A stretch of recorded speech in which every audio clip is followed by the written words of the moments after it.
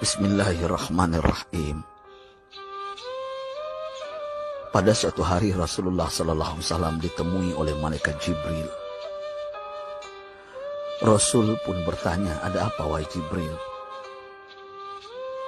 Jibril menjawab, "Wahai Muhammad, sesungguhnya hari ini Allah Subhanahu wa Ta'ala sedang mengobarkan nyala api neraka, dan seluruh para malaikat amat ketakutan. Mereka tidak tahu harus bagaimana. Untung aku ingat," kata Jibril, "bahwa engkau Muhammad adalah sumber cinta dan sayang Allah Subhanahu wa Ta'ala kepada alam semesta. Dengan alasan itu aku kesini, bertabaruk mengambil berkah dengan cinta Allah kepada dirimu, ya Rasulullah, ya Muhammad."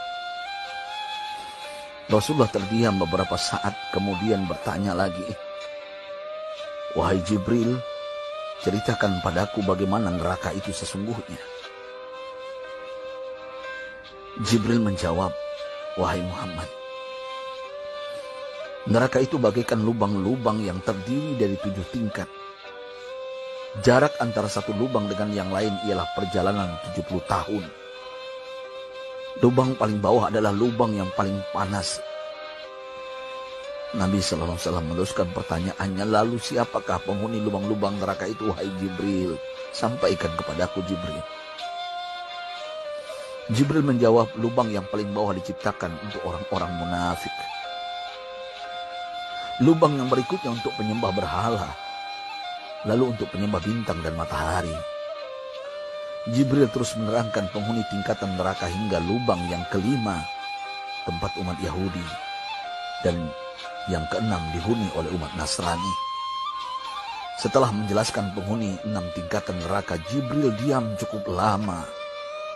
Rasulullah SAW penasaran dan bertanya kepada Jibril, "Wahai Jibril, siapakah penghuni neraka yang ke-7?" Jibril diam saja tidak menjawab. Rasulullah SAW mengulangi pertanyaannya, tapi Jibril tetap diam. Rasulullah tambah penasaran dan mendesak Jibril agar dijawab pertanyaannya. Akhirnya Jibril pun berkata, "Umatmu, wahai Muhammad, mereka itu para pelaku dosa besar di kalangan umatmu, yang dimana sampai mereka mati belum sempat bertaubat." Mendengar jawaban Jibril, Rasulullah langsung jatuh pingsan. Jibril merangkulnya dan meletakkan tubuh baginda di atas pangkuannya. Tak berapa lama Rasulullah SAW sadar dan langsung menangis bersimbah air mata dengan terisak-isak. Rasulullah mempertegas pertanyaannya, "Wahai Jibril, apakah benar ada di antara umatku yang masuk neraka?" Jibril menjawab, "Benar, wahai Muhammad, pelaku dosa besar di antara umatmu yang belum bertaubat." Setelah itu Rasulullah menghadap kiblat dan sujud kepada Allah dalam isak tangisnya. Sesekali dengan suara pelan beliau membisikkan kata-kata, "Ummati ya Rabb, ummati, ummati, ummati." Beliau SAW tidak mengangkat kepalanya dalam keadaan seperti itu selama 3 hari 3 malam. Kecuali setiap Bilal bin Rabah mengumandangkan azan, barulah beliau bangkit untuk menjadi imam. Dan setelah itu kembali sujud lagi. Pada hari ketiga Abu Bakar menyadari hal ini, beliau mengetuk pintu Rasulullah dan mengucapkan salam 3 kali, namun tidak terdengar jawaban. Abu Bakar sedih dan berseru di hadapan pintu Nabi besar Muhammad SAW, "Apakah ada jalan untuk masuk ke rumahmu ya Rasulullah?" Tetap tidak ada jawaban. Di jalan Abu Bakar bertemu sahabat Umar. "Mengapa engkau menangis, wahai Abu Bakar?" kata Umar. Abu Bakar menceritakan keadaan Rasulullah SAW. Maka Umar pun melangkah menuju rumah Rasulullah dan terjadilah hal yang sama. Umar pun pulang dan menangis.